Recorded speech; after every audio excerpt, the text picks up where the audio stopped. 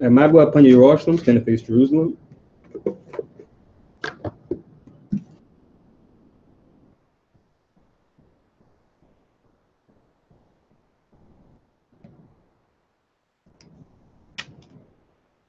Blessing of the Sabbath.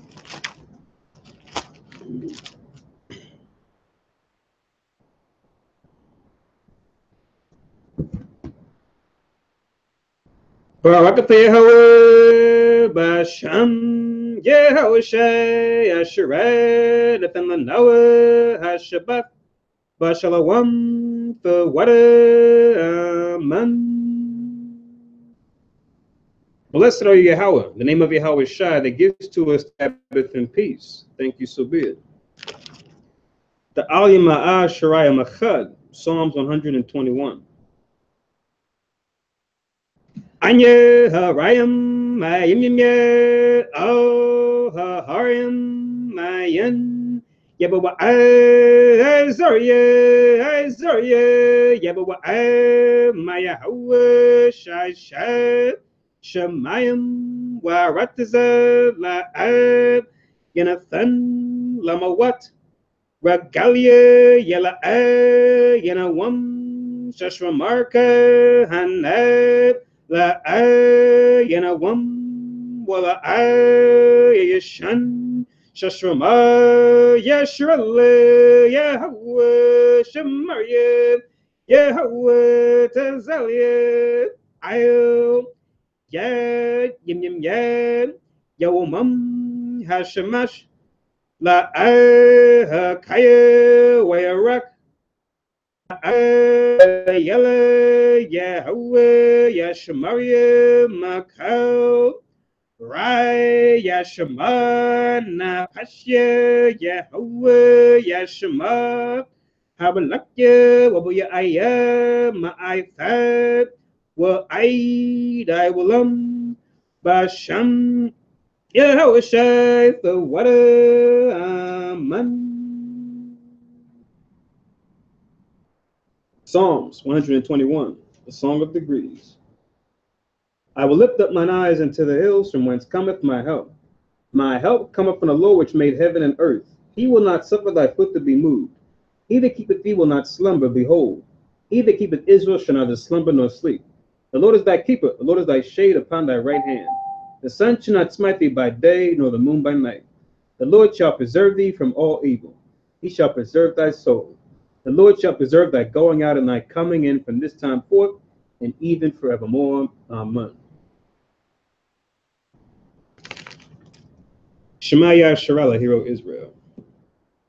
Shema Yasharallah, Yahweh, Eloheinu, Yahweh, Echad. Shema Yasharallah, Yahweh, Eloheinu, Yahweh, Echad. Shema Yasharallah, Yahweh, Eloheinu, Yahweh, Echad. Deuteronomy 6:4. Hear, O Israel, the Lord our God is one Lord. Amen. Chapala Yahweh, the Lord's Prayer. Abinawe Shabbat Shemayim Kodash Hayya Shanka Yahweh Malakwavka Taba'at Ratazawanka Hayya Aisha Baratazat Bashamayim Nathanawa Lacham Yawam Zad Wasalakanawa Kabawat Nawa Kasalak Nawa Kabawat Yanawa Wala Abiyar Nawa O Nasayawan Abo Awashinawa Marai Kayet Lakat Hamalakwa Wa'ala Wathaparat Wawalam Aman. Matthew 6:9. After this manner, therefore, pray ye, Our Father which art in heaven, hallowed be thy name. Thy kingdom come, thy will be done on earth as it is in heaven. Give us this day our daily bread, and forgive us our debts as we forgive our debtors. And lead us not into temptation, but deliver us from evil. For thine is the kingdom and the power and the glory forever. Amen. Aishara Matazawaf, the Ten Commandments. La ya hayat la khat ala hayam akhayam al kunyat la the aishat la khat paso wala the ibadam la the lakwaka shamwa yahwa ala hayaka la shawat zakha ath hayawam hashabat la kodashwa kabad abiyaka wa amaka la ab thiratazak la ab thana'at la ab thaganab la ab tha'ainab shakur la ab thakhamad ko asharab la ra'ayka aman.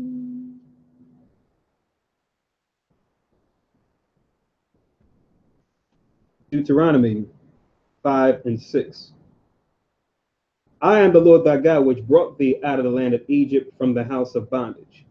Thou shalt have none other gods before me. Thou shalt not make thee any graven image or any likeness of anything that is in heaven above, or that is in the earth beneath, or that is in the waters beneath the earth. Thou shalt not bow down thyself unto them, nor serve them. For I, the Lord thy God, am a jealous God, visiting the iniquity of the fathers upon the children unto the third and fourth generation of them that hate me, and showing mercy unto thousands of them that love me and keep my commandments.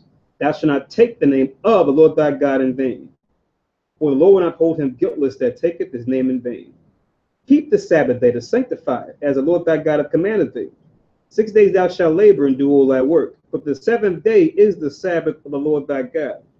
In it thou shalt not do any work, thou, nor thy son, nor thy daughter, nor thy manservant, nor thy maidservant, nor thine ox, nor thine ass, nor any of thy cattle, nor thy stranger that is within thy gates, that thy manservant and thy maidservant may rest as well as thou. And remember that thou wast a servant in the land of Egypt, and that the Lord thy God brought thee out thence through a mighty hand and by a stretched out arm. Therefore the Lord thy God commanded thee to keep the Sabbath day. Honor thy father and thy mother as the Lord thy God hath commanded thee, that thy days may be prolonged, that it may go well with thee in the land which the Lord thy God giveth thee. Thou shalt not kill, neither shalt thou commit adultery, neither shalt thou steal, neither shalt thou bear false witness against thy neighbor, neither shalt thou desire thy neighbor's wife, neither shalt thou covet thy neighbor's house, his field, or his manservant, or his maidservant, his ox, or his ass, or anything that is thy neighbor's. Amen. Yeshabwa, be seated.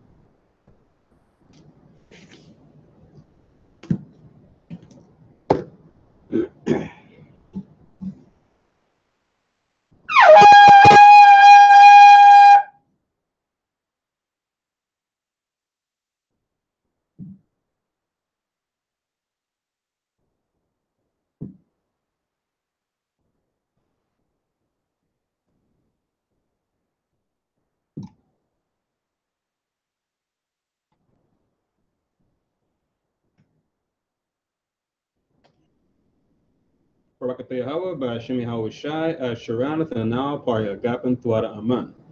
Yahweh Bashim Yahweh Shai, Yashar Allah.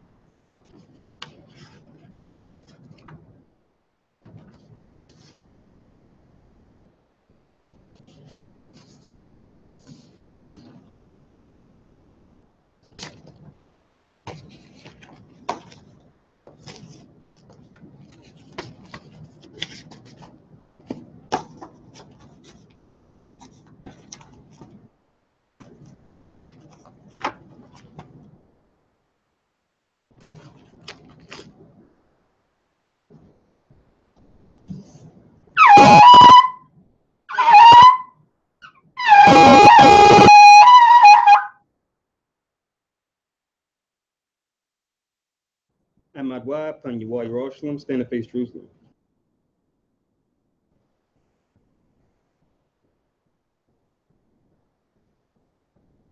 Barakatha Yahweh, Haggadah, Rakawam, Abiyah, Wanawa'ad, Aliyawan, Malak, Shal, Shemayim, Warataza, Wakal, Dabarium, Kayayam, Wagam, Hamashiach, Mayahuwa, Arawanawa, Ahabnawa, Hapalat, Yawaitaza, Yahawashai, Zakarnawa, Yahuwa, Baratazawan, Ainka, Yashar Allah, Izarnawa, Banat, Wasa, Yashar Allah, Al, Nanawa, Yam Yan, Aitha, Kayawamyam, Makodam, Babakushat, Shalak, Mike Allah, Watazawadak, Alahayam, Lab, Maganawa, Raparnawa, Washama, Elnawa, Bakor, Shalak, Haroka, Shal, Yahweh Shai, Lanawa, Lalamanawa, Kakamat, Tabawana, Wada I shall the barker Basham, Yahweh the water, them get why will man. English translation. Blessed are you, Yahweh, the great, merciful, mighty, terrible, most high power, King of heaven and earth and all things living, and also the anointed from Yahweh, our Lord, our friend, the wonderful counselor, Yahweh Shai. Remember, Yahweh, favorably your people Israel. Help us build and gather Israel, most high, we beg you, right now, like the days of old. Please send Michael and the righteous powers to protect us, heal us, and watch over us. Mainly send the spirit of Yahweh Shai to us, to teach us much wisdom, knowledge, and understanding of thy word. In the name of Yahweh Shai, thank you, always and forever, so be it. Repeat the Hebrew only. Blessed are you, Yahweh, in the name of Yahweh Shai that gives to us the law. Barakatha Yahweh, Bashim Yahweh Shai, Asherah, Nathanawa, Hatawarat. Blessed are you, Yahweh, in the name of Yahweh Shai that gives to us light to see. Barakatha Yahweh, Bashim Yahweh Shai, Asherah, Nathanawa, Awar, Lara Awat. Blessed are you, Yahweh, in the name of Yahweh Shai that gives to us the ram's horn to call the people. Barakatha Yahweh, Bashim Yahweh Shai, Asherah, Nathanawa, Quran, Ha'ayub, La Korah, Ha'aim. Blessed are you, Yahweh, in the name of Yahweh Shai that gives to us the olive oil to anoint Israel. Barakatha Yahweh, Bashim Yahweh Shai, Asherah, Nathanawa, Hasheman, Zayat, Lamashak, Yasher Allah. See it.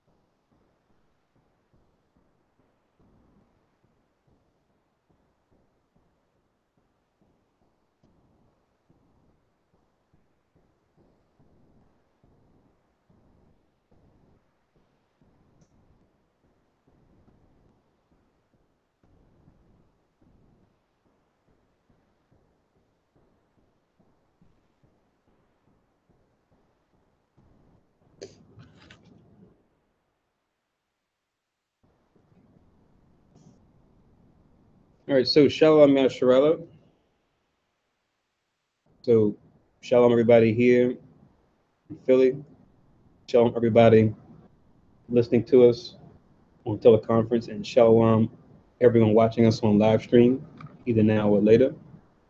Welcome to Had Yasharala Kanas, or the Congregation of Israel, where we teach that the so-called Black, Latin, and Native Americans are indeed the 12 tribes of Israel, once lost, now found, and that we fall into a lower state politically, economically, even religiously, because we broke the laws of God found in the Bible given to us by Moses.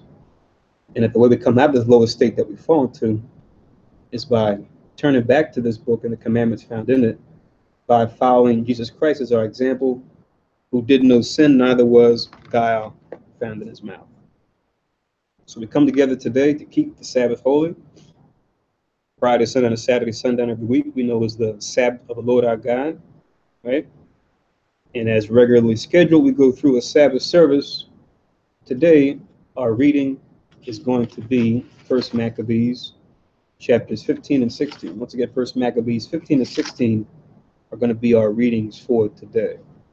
So we're going to finish up First Maccabees, and then in the next weeks to come, we're going to go through Second Maccabees, which touches on the same events of First Maccabees, but then in other certain cases, it may go into more detail. We'll talk about other affairs that happen around that same time too. Similar to what we see when we read, say, Ezra versus Nehemiah. They discuss the same events, but one may have detail, the other one doesn't. When you read them as a whole, you get a fuller picture. Or Kings and Chronicles, something like that. So where we left off in First Maccabees 14, we see Simon as the new ruler in Israel. He's the high priest, even looked at as a commander of sorts, right? At this point, since Judas and Jonathan have died at this point in battle, defending the nation, and that they have a strong alliance with King Demetrius and the Romans.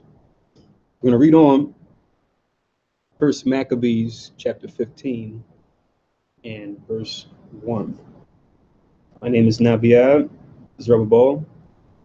I'll be presiding over the service today. You can just make a note of this for your records that today is, according to the Gregorian calendar, December 2nd, 2017. Once again, December 2nd, 2017.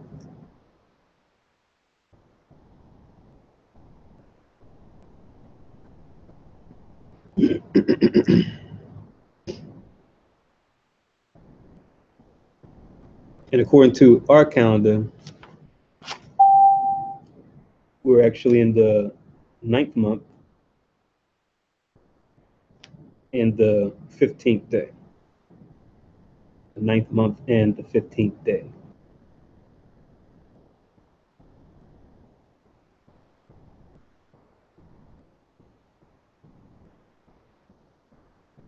It's right around the middle of the month, so we should be seeing a full moon in the sky right now, right? over this next day or so. Once again, December 2nd, 2017, according to the Gregorian calendar, but according to our calendar, 9th month and the 15th day.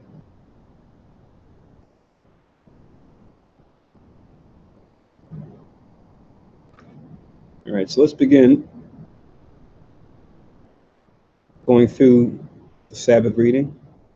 Make sure everyone has pen and paper out or text pad if you're typing it on your tablet or phone or computer.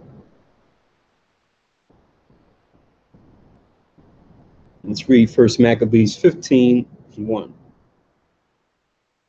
It says, moreover, Antiochus, son of Demetrius, the king, sent letters from the isles of the sea unto Simon the priest and prince of the Jews, and to all the people. The contents whereof were these: King Antiochus unto Simon the high priest and prince of the nation, rather of his nation, and to the people of the Jews greeting.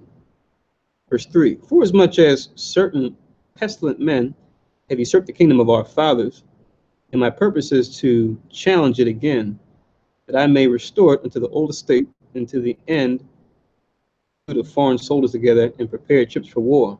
My meaning also being to go through the country, that I may be avenged of them that have destroyed it, and made many cities in the kingdom desolate. Now therefore I confirm unto thee all the oblations which the kings before me granted thee, and whatsoever gifts besides they granted.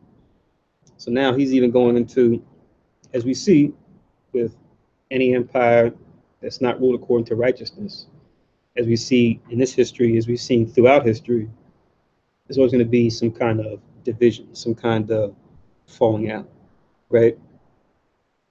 If they're not founded according to the law, statutes, and commandments of the Most High, and deal with each other according to righteousness, there's always going to be that seed of division, and it's going to manifest itself sooner or later.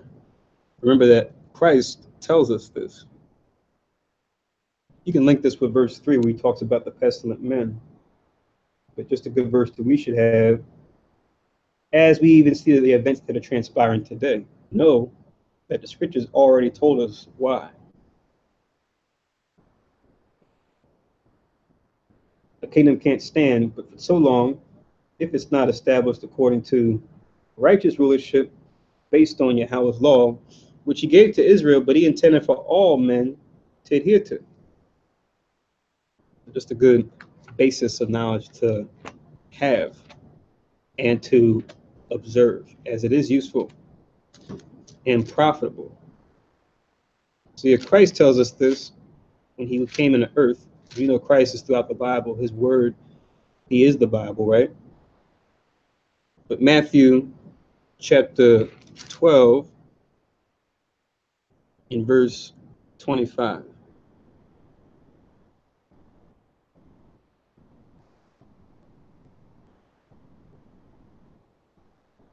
So Matthew chapter 12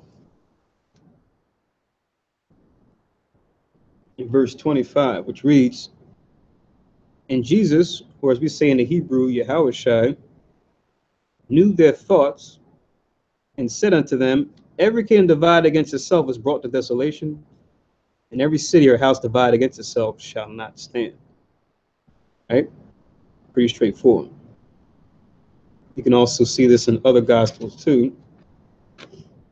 Let's get this also in Mark.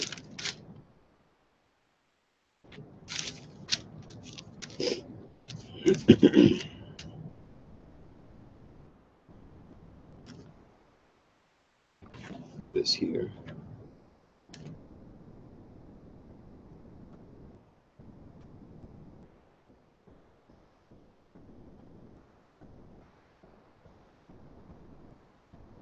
So Mark chapter 3,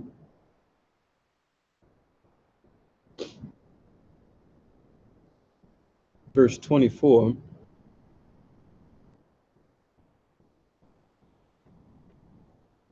You could add 25 as well, even though 24 is really the one that links as far as the kingdom's concerned. Because Christ had to use this example when he was being accused of doing miracles through Satan. He said, can Satan be divided against Satan, right? But he gave other examples as far as a kingdom being divided against itself, how it can't possibly stand. Now Christ, of course, he came in the name of the kingdom of his Father, which we know is going to last forever. Whether you have eyes to see it, ears to hear it, or not. Mark 3:24 reads, and if a kingdom be divided against itself, that kingdom cannot stand. 25. And if a house be divided against itself, that house should not stand. Right? Because we know a household with a family, or families in some cases, is just an extension of the kingdom, right? A household or a house in plural make up a community, and many communities make a nation. Right? Just think of us in the wilderness, right? Many families traveling together, but we were a nation as a whole. So went all the way down to the level of the family. There was an issue in any family, it would extend out to the nation, right? If it was allowed to fester, it had to be addressed or dealt with sooner or later, right? As quickly as possible. Remember, the Heavenly Father taught us that lesson when he told none of us to take the accursed thing when we fought against the Canaanites. You had that one family, and that father over that family, Achan, he took of the accursed thing. And the Most High, really to save Israel, he started killing them, right? Having a plague spread because of that transgression of one family, taking the thing accursed. So that what? It would enforce that desire to make sure you're keeping your brother, right? You don't just say, oh, my family's doing the right thing. You want to make sure the family next to you is doing the right thing too.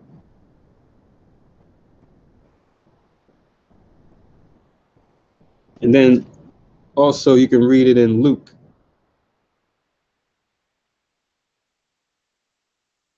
Luke chapter 11.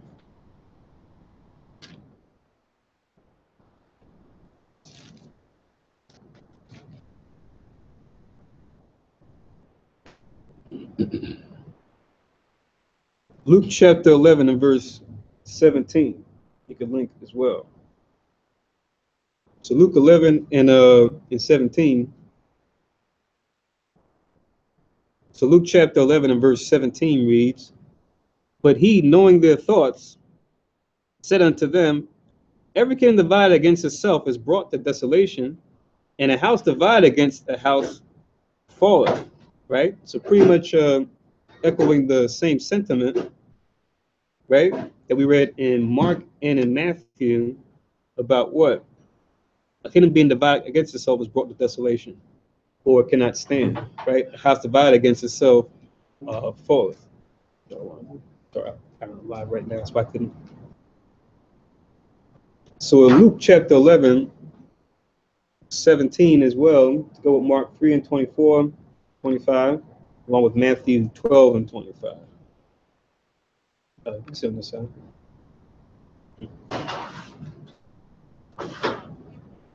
All that you can link with First Maccabees 15 and 3. As far as what we see throughout history and what we see here during the time of the Maccabees, which is touching on history specific to the Greeks, who were the chief rulership or the chief empire at that time, with the Romans next in line to take that chief position, right? When we talk about the history of the Maccabees.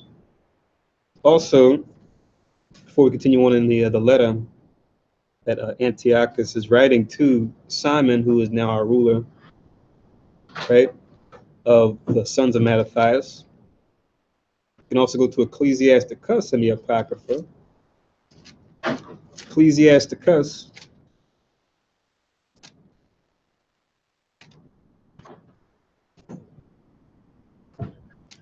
We'll go to the 10th chapter. Ecclesiasticus chapter 10 and verse 8.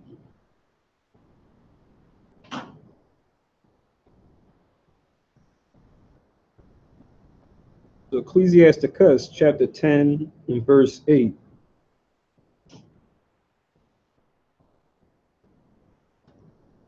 Which reads, because of unrighteous dealings, injuries, and riches gotten by deceit, The kingdom is translated from one people to another, right? It's going into why empires rise and fall. It's always the same cause. Back then, even till now, right? Unrighteous dealings, injuries instead of charity, because remember the opposite of charity is injury, right? Instead of you helping your brother, sister, you're harming them. And riches gotten by deceit, right? So not riches earned through labor, but riches gotten by trickery, right? Deceit, guile, which we know Christ, he wouldn't rule that way. Because remember the scriptures say, guile wasn't found in his mouth. The kingdom is translated from one people to another.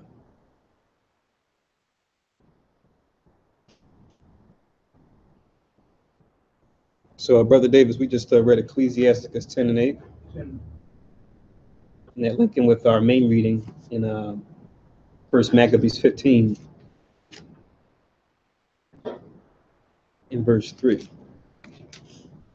But we're going through First Maccabees 15 right now. But we're going to continue on in First Maccabees 15. So in First Maccabees 15, we left off in verse 5. I'm going to read in verse 6, where we see this King Antiochus trying to do some damage control as far as trying to get back in the good graces of Simon, saying, look, those guys that took authority in my kingdom, you know, I wasn't with what they were doing, right? I can't vouch on the things that they were saying and doing, because in a sense, trying to distance himself from their way, their behavior, right?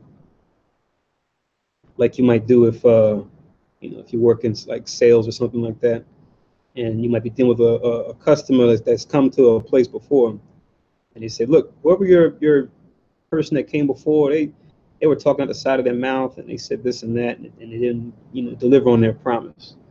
You might have to be a person to say, okay, look, whatever they said, I apologize for those things, but here's the things we can guarantee you when it comes to our product or when it comes to our service, whatever, right? We're trying to clean up from the mess that was made before. So now he's going to, what he's going to do in response to that. So first Maccabees 15, I'll read 4 again, and 4 and 5 again, and read down to 6. My meaning also being to go through the country, that I may be avenged of them that have destroyed it, and made many cities in the kingdom desolate. Now therefore I confirm unto thee all the oblations which the kings before me granted thee, whatsoever gifts besides they granted. I give thee leave also to coin money for thy country with thine own stamp, right? So now he's trying to reestablish the positive, the good relationship that they had before, before other men went against those agreements and tried to attack the Jews, right? And now he said he's even giving them what? The power, the authority to have control over their own money supply. We know this is a big thing, especially now where we see Esau, through certain of his families, namely so-called Jews, will try to control the money supply, right? Through controlling the country's currency, using that as a means to put them into debt, right? By loaning them money, oftentimes to feed a division or conflict within that country. And it profits them to even do it for both sides of the conflict, so that no matter who wins, they come out winning in the end, right? War, that conflict is over, they now are indebted to Esau's banks, right? Whether it's a Federal Reserve or a similar type of bank within their country, or if it's what they call the World Bank, right? Or the another currency they have called the SDRs, but the IMF, right? Another banking entity that functions in a similar fashion, comes to say, yes, we'll give you this, but then here's the price, right? You have to pay the loan back with interest, which usually they can never do, no matter how many resources the country has, given all the damage that's done afterwards. But now he's giving them power at this time to even coin their own money with their own stamp, right? So when we talk about the levels of power, right, when it comes to a nation, we know we have money power as far as currency. Then you have resource power as far as living and non-living resources, whether it be different types of animals, their skins, different types of things that come out of the ground that they may have or can grow in their land, right? Like the country may yield oil or different minerals or other types of resources. Then above that, you have land power itself and water power itself, as far as the land that a nation has that yields those resources. And above that, of course, you have people power, right? Like they say, power of the people, right? Which that's your citizenship, the people that are in your nation that provide all the work and labor that goes into keeping the nation going, everything from government to infrastructure, you name it. And if your nation state is large enough, you may even have a standing army. If it's smaller, you might just have men who may be part of a militia if you have to go to war for one reason or another, right? But for a larger nation, you can have men set aside just to go to war.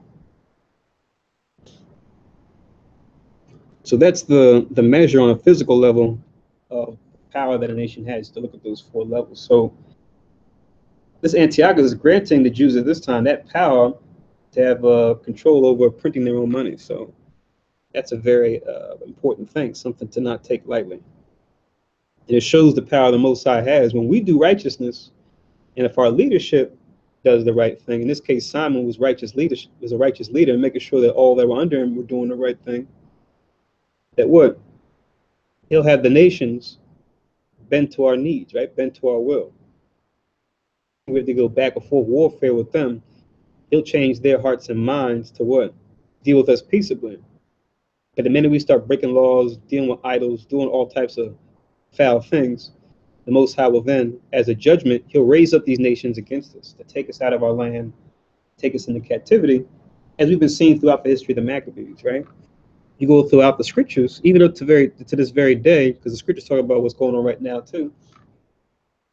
It's like the same song over and over again, right? Israel's doing the right thing, right? We'll be in our land, we'll be at peace, we'll be bartered with the nations, but now we're breaking the commandments. We'll be taken here, taken there, be a slave over here, be a slave over there, speaking someone else's language, got someone else's face on our money, right? Subject to somebody else, working for someone else. And that's what we see today in the modern era, right? We're far away from home. We're speaking languages that aren't ours. Spending money that doesn't have our face on. And if it does have someone like us on the money, they're oftentimes a puppet, right? Or it might just be symbolic, right? That's okay, we'll put your great, leader on your money, but we'll still control it. That's what we see as far as our people, especially throughout the Americas. It's always the same reason. It's always the same cause. From the leadership on down to the common folk, we got to be dealing with the Most High's commandments. That covenant is not being kept, it's going to be a problem. So it's easy to look at our history and look at history in general through that lens and kind of make sense of things and go, oh, okay, this is why, behind the what and the how that history is contained with, right? Because it can seem very monotonous and going into all the little fine details of why this nation had a conflict with that nation and vice versa. You can say, oh man, it's just so much going on. But to understand that why, it's easy to kind of sort through it and make sense of it. Let's continue on in First Maccabees 15. It says in verse 7, and as concerning Jerusalem and the sanctuary, let them be free, and all the armor that thou hast made, and fortresses that thou hast built, and keepest in thine hands, let them remain unto thee. Right? So giving us right over our land, right? And the things that we built on it. Verse 8, and if anything be or shall be owing to the king, let it be forgiven thee from this time forth forevermore, right? So any debt that you have, we're releasing those debts, right? You may have like say on today's time, you may be indebted to a certain bank or mortgage company, right? And you may talk and say, put some kind of deal and say, okay, let me give you a lump sum. And they say, okay, as long as you do this, give us this lump sum or pay for a certain amount for a certain period of time, we'll release you of all the other debts that you owe, right? And so you don't have to worry about paying them back. Now, of course, this setup that may cost your credit score some points, right? Oftentimes, but picture you able to do that, but now you don't have to owe them at all. It's considered okay. We're just gonna wipe that clean as if you don't have to pay it back anymore because of the harm we've caused you. Right? That's a pretty good deal, right? It really shouldn't have had to been done because they shouldn't have, they shouldn't have went back on their deal in the first place. But like we're reading here, he's trying to mend the tensions between him and our nation at this point because of all the problems they caused before. So in order to get back in the good graces, you have to make certain sacrifices. It says in verse 9, furthermore, we have obtained our kingdom, we will honor thee and thy nation and thy temple with great honor.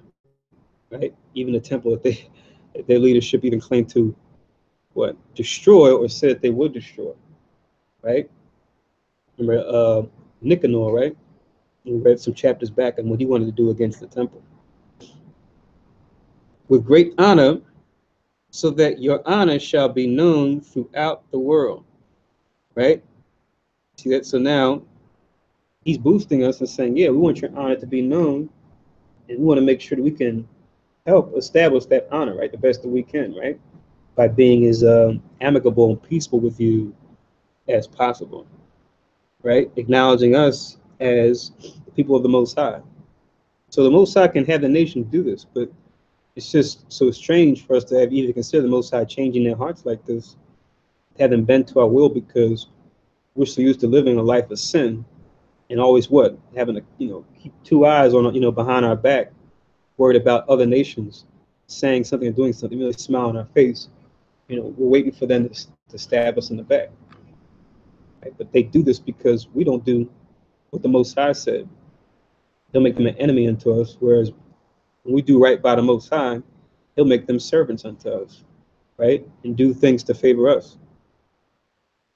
And remember, this isn't something for us to look and say, see, these other nations are good too, right? They can be saved, they can be delivered. No, the Most High made them to be our servants and handmaids. You read throughout the law, right? It says He's changing their hearts to be at peace with us for our sakes because we're doing right by Him. But the minute that we go outside of that, He can make them our enemies again, right? So let's not get the wrong idea when we see in Scripture the Most High change their heart. There's always a cause behind that. Right? It's always because we're doing the right thing. So let's just not forget that. Let's not say, oh, see, they're not all bad, right? When left to themselves, they would deal with idols all day and all night, right? Do all types of perverse things, right? And even with them being nice to us, they're still the wicked. Kingdom where they show them the right way to be. But we can't do that until we know the right way to be, right? Because we'll be perfect in the kingdom of our nation, but then they'll still be trying to build idols and things like that. Even though they'll acknowledge us, acknowledge our God, they'll still have that thing in their flesh to want to deal with wickedness. We'll have to correct them in measure, right? Save Esau, they got to be able to destroy it. But for the other nations that are still around, we want to show them the right way. And then they're not going to get it the first go around. You read in the prophecy. It says in verse 10, 1 Maccabees 15:10, in the 114th year, when Antiochus into the land of his fathers, at which time all the forces came together unto him, so that few were left with Tryphon, right? Remember, Tryphon was one of these guys that tried to make war with us and, had guile in his mouth. We're reading the previous chapters. Wherefore, being pursued by King Antiochus, he fled into Dora, which lieth by the seaside, where he saw that troubles came upon him all at once, and his forces had forsaken him. Then cared Antiochus against Dora, having with him 120,000 men of war and 8,000 horsemen. Right. So this line of Antiochus, remember, is going into the the Seleucids, because remember you had the four Greek empires, right? Alexander's four generals, they all headed over a different branch of the empire. So we're talking about the Seleucids here, right? They had inner conflict, and you had this particular Antiochus coming on the scene to say, my apologies for what my forefather, my immediate father did, and all the men there with him. I'm going to try to do right by you, and grant you these different, immunities, entities, etc., and so forth. And now we see that Tryphon, one of those guys that was part of that camp, he's now come down small and is fleeing from this Antiochus, who's now taking the reins over the Seleucid dynasty. Just like Yahushua said, any kingdom divided against itself shall not stand. So even though we're reading about this time of peace, we know that ultimately the Greeks, because of their wickedness as a nation, they couldn't hold on to the reins much longer. That they're going to fall to another family of Edomites known as the Romans. They would come into power later. And just like them, even though they would have their time to rule, they will fall down too. For the same reason, because they weren't righteous. So Most High, it's like a musical, like a merry-go-round, right? He'll give every nation a chance to rule, right? Since we're not doing the right thing. He gave other nations a chance to rule, and if they're not dealing with the Most High's righteousness, right? Like we read in Ecclesiasticus, it's going to be a matter of time until they give it from one nation to another. So even though the what and how may be very detailed, we go through our history, German Empire, studied the British, the French, America, right? History now, history then. The why behind the what and how they did what they did is always the same. Why it fell, it's always the same reason. They'll come out and say, oh, Rome fell because of this, right? The German Empire fell because of this. It's like, just look at what they were doing, what their principles were. If it wasn't this, that's the reason why. Remember that first and foremost. And then through that lens, you can look at everything else and go, oh, okay, makes sense of it.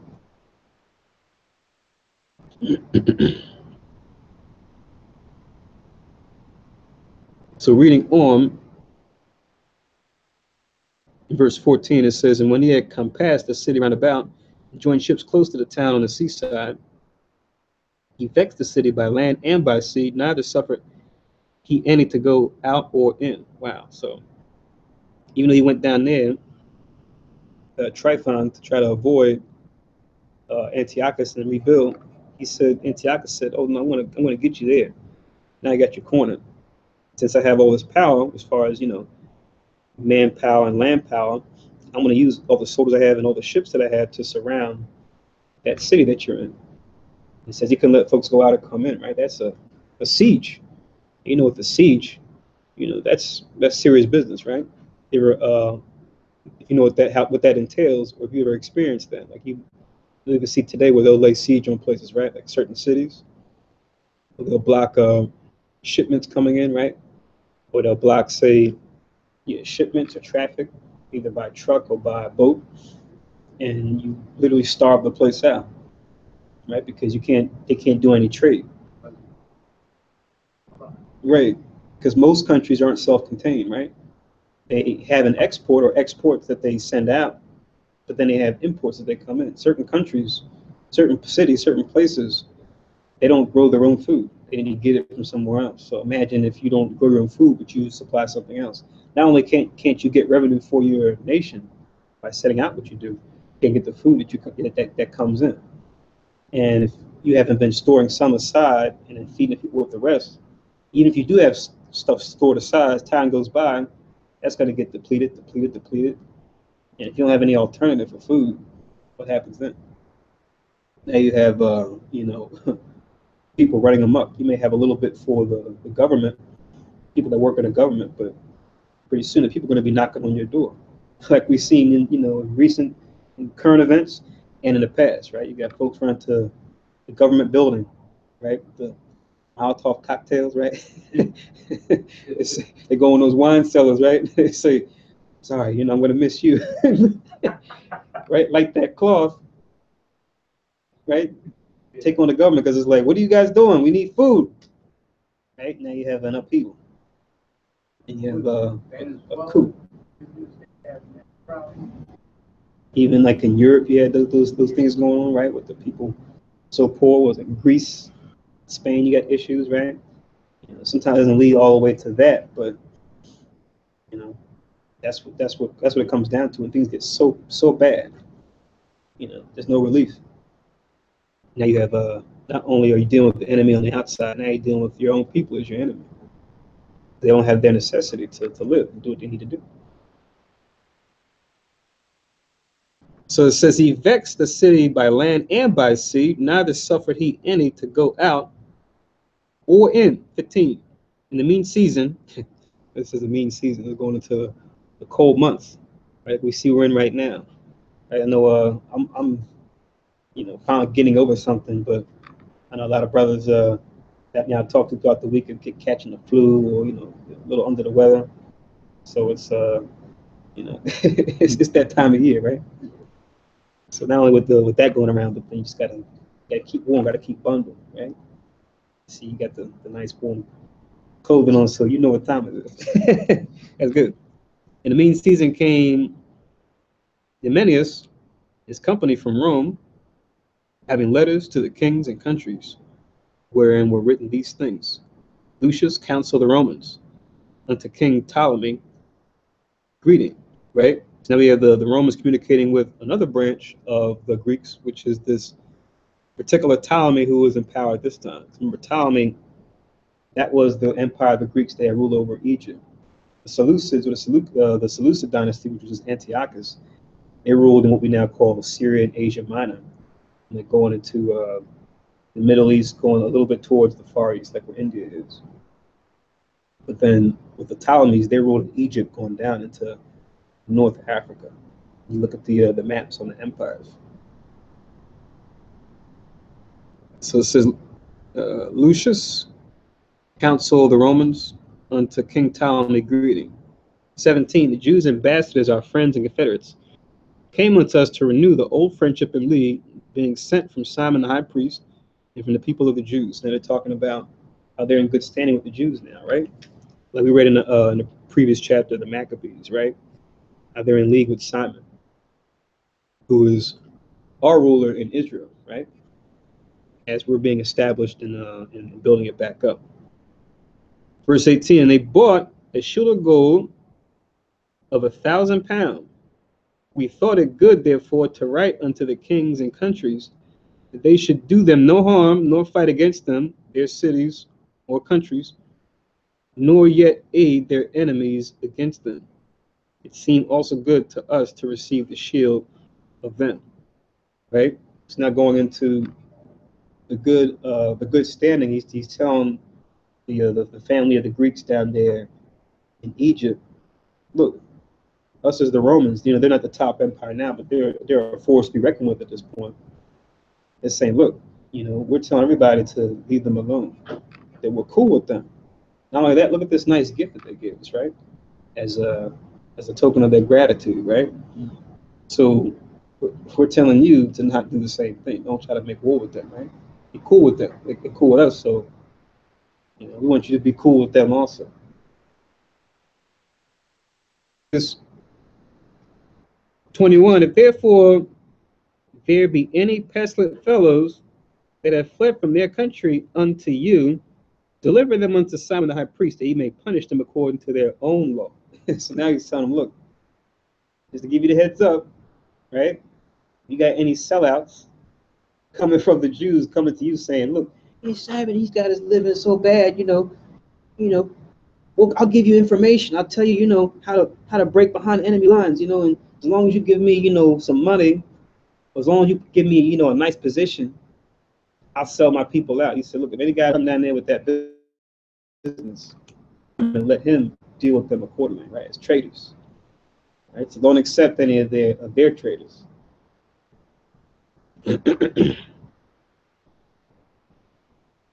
So yeah, pretty much just the Most High is based on our righteousness and understanding of righteousness.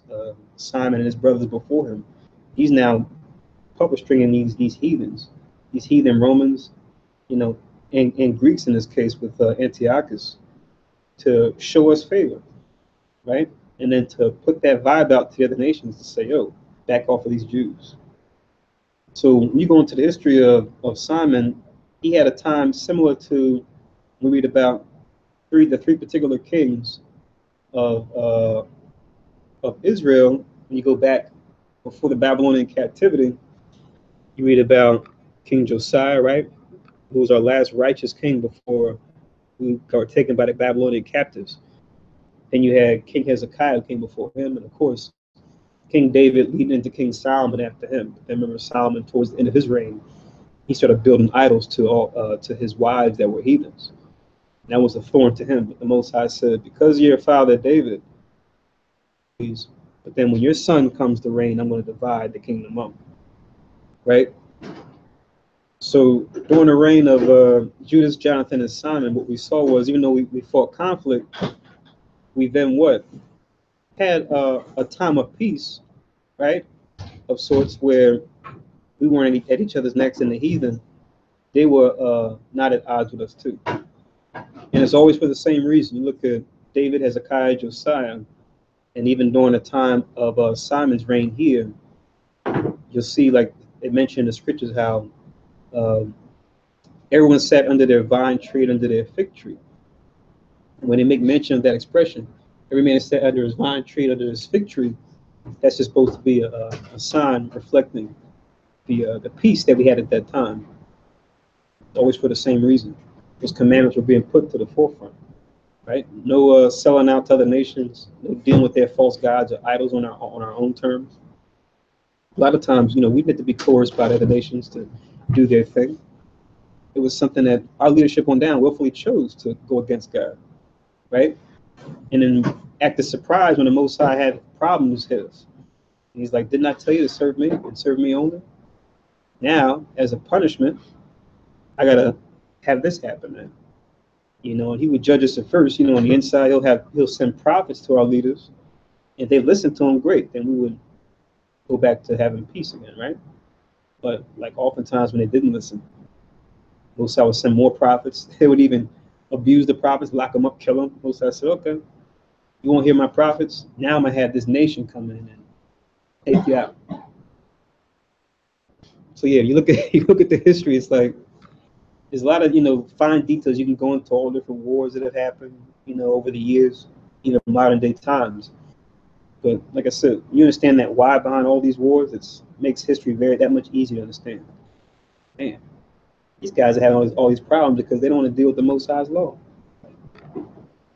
Right? There's a scripture in Proverbs that says, righteousness exalteth a nation, but sin is a reproach or a shame to any people. Right? So the law was given to Israel to keep. We're supposed to be that example unto them. But now just to show us that are in the know, Most High said, look, I'm gonna allow these other nations to rule, but look at how they fall, right? And look at why they're falling. It's all because they don't want to deal with the law that I gave you. So as a lesson to us to say, going forward, we got nothing better to do but to serve the Lord and to follow his son now, which he now has sent in the earth to be that example, right? That we know we can build a kingdom around. We can build our house around, our community around. Yes, I can't stress that point enough. So yeah, the Most High will have these nations, like I said, that which is favorable, do that which is nice to us, but it's beneficial to us, right? When we serve him and serve him right.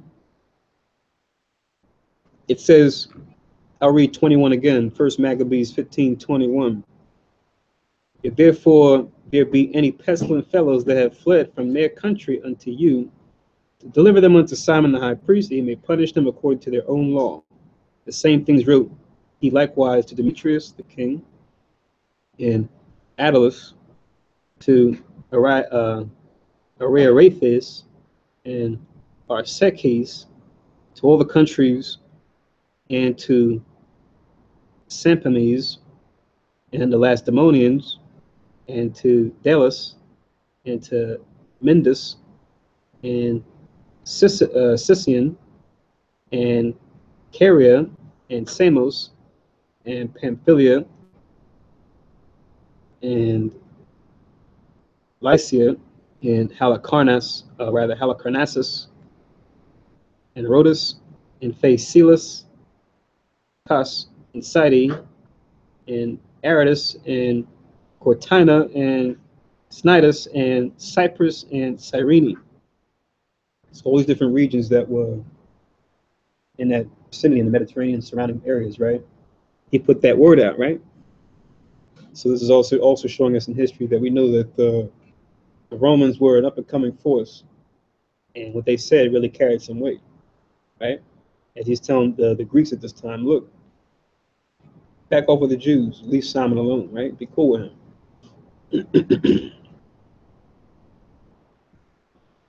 So he said this to all these folks that are around. 24, in this copy hereof, they wrote it to Simon the high priest. So Antiochus the king camped against Dora, the second day assaulting it continually, because remember Tryphon had fled there, right? Because he wasn't, trying to bow down to Antiochus. So this was Antiochus trying to put out this flame of rebellion within his own branch of the Greek government, the Seleucids. Assaulting it continually and making engines, by which means he shut up Tryphon, that he could neither go out nor in. So just so we read,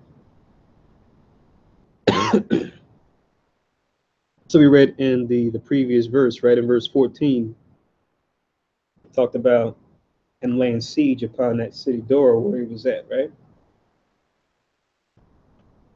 It says in 26, at that time Simon sent him 2,000 chosen men to aid him, silver also and gold and much armor, right? So Simon said, okay, we appreciate this, Antiochus, you taking care of, our enemy, the enemy that we share. And it's funny because Tryphon came from the same nation as Antiochus, right? They're both Greeks. But now Simon's like, okay, Antiochus, we're confederate with you, but we're both with Tryphon, right? And what he did before. So we'll send some support to help you out with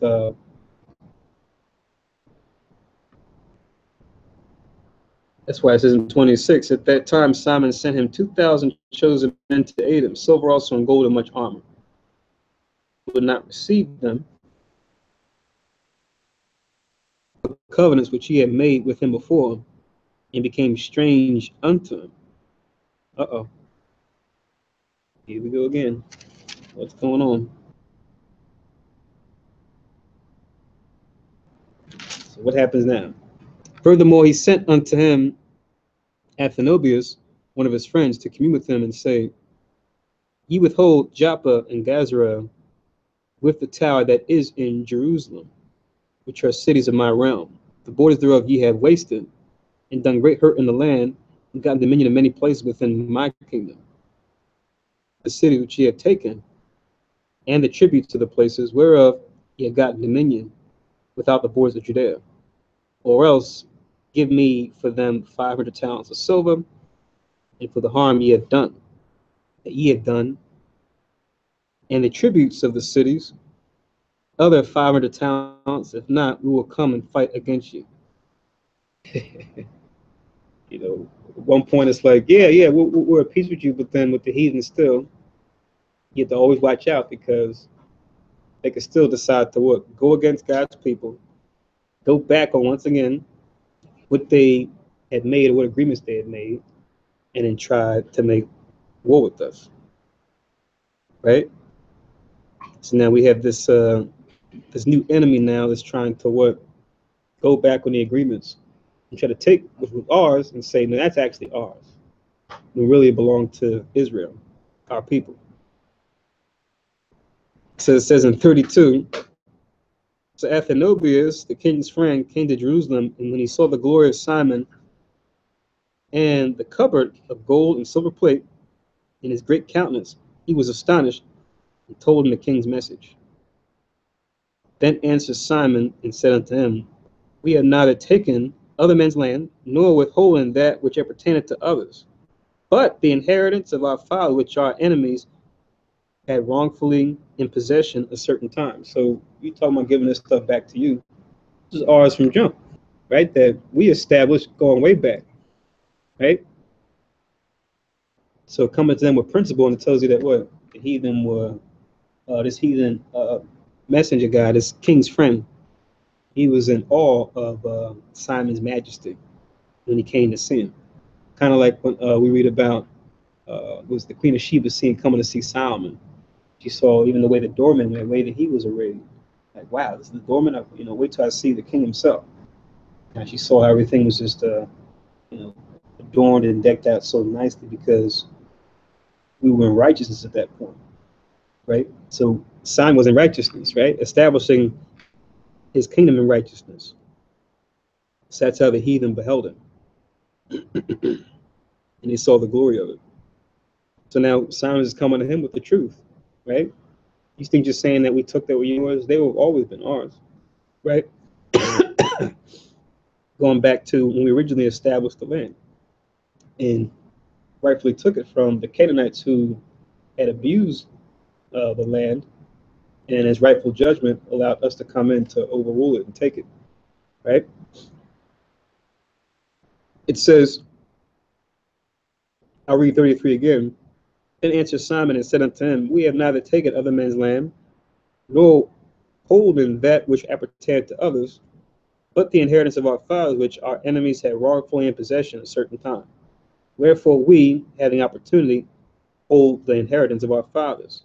And whereas thou demandest Joppa and Gazara, howbeit they did great harm unto the people in our country, yet we will give 100 talents for them. So even with these cities that are along the coast, right, that the people took over and caused us harm, we're saying what? I'm even, conceding with you on that. I'll say, you know what? For those cities, I'll give you this, even though really we should have those cities too. So it's like Simon's being an extra diplomat here, right? To say, not only these cities belong to us, but for the sake of those coastal towns, I'm willing to deal with you when it comes to that, right? So it says, yet will we give 100 talents for them. Hereunto Athenobius answered him not a word, but returned in a rage to the king. So remember, Simon, his gift. Remember, as a matter of fact, he's talking about his sons way back when, in the beginning of Maccabees, he said that Simon shall be a man of counsel, right? So there's no way that this Athenobius could have refused that counsel that Simon just gave him, right? It wasn't harsh, but it was proper, right? And even extended, an olive branch, if you will, right? To say, I'm even willing to deal with this, because he could have been like, yeah, those coastal towns, those are mine too. I'll kill you for those as well. But he said no. He kept it diplomatic but principled at the same time. It says, but return and raise to the king and made report unto him of these speeches and the glory of Simon and of all that he had seen, whereupon the king was exceeding wroth. In the meantime fled Tryphon by ship unto Orthosius. So, they were trying to, they were at first side by side, King Antiochus with Simon to take out Tryphon in this city. But because, by them going against their agreement now and him sending a messenger to tell him what he actually wants, now his enemy, Tryphon, his internal enemy, now he ended up getting away. Whereas, had he just stuck with his agreement with Simon, he might have been able to catch Tryphon and actually eliminate that threat. It says 38, then the king made Sendibius captain of the seacoast and gave him a host of footmen and horsemen, commanded him to remove his host toward Judea. Also he commanded him to build up Cedron and to fortify the gates and to war against the people. But as for the king himself, he pursued Tryphon, right? So he's sending a troop now against us because we don't want to give up the lands that are rightfully ours. He's going to try and still catch this Tryphon, right? That was resisting him before. So this is also something that we can just read about and just take in mind where, You know, if the Most High will change the hearts and minds of heathen for a time, we make the most of it. But at the same time, never forget that they're our enemy, and they could change it at any moment, right? If they see something that, you know, they see an opportunity to excel, right? Even we deal with them now in this setup, right? We may be business folks or working for them in a certain capacity, or working for them or with them, you know, still make agreements with them, but just watch them closely, right? As new opportunity comes on the scene, just see how they respond to it, right? Or they may find out like, oh man, I made a deal with him for this amount. I want to see if I can up the ante, even though we already made this agreement. So just always watch the other nations, watch the enemy, because they're not rooted in the commandments of God. They're not rooted in the fruit of the Spirit, even though they will do and say right things from time to time. The hope is that they'll stay doing it, but they switch, they change up. That's what we're reading here. And that we just still apply the principles of wisdom. Because as long as we do that, we'll never fail as a people, as individuals in Israel, even though they may change and move and make different switch around. As long as we stay rooted in the Most High's principles, we'll be good regardless. It says, verse 40, so Sennacherib came to Jamnia and began to provoke the people and to invade Judea, to take the people prisoner and slay them. When he had built up Sidron, he sent horses there and a host of footmen, to the end that issuing out they might make outroads upon the ways of Judea, as the king had commanded them. Right, so we're off to a good start here with this Antiochus here that was of the Seleucid dynasty, right? And now he's looking to make war. He switched up, and now we have to see if the Romans, what they may have to say about it, because remember, the Romans still told them, everybody else, lay off Simon, lay off his people. If any of the traders come in your land trying to make deals, send them back to Simon to deal with them according to his law. Right? We'll have to see if they respond or how they may respond to this.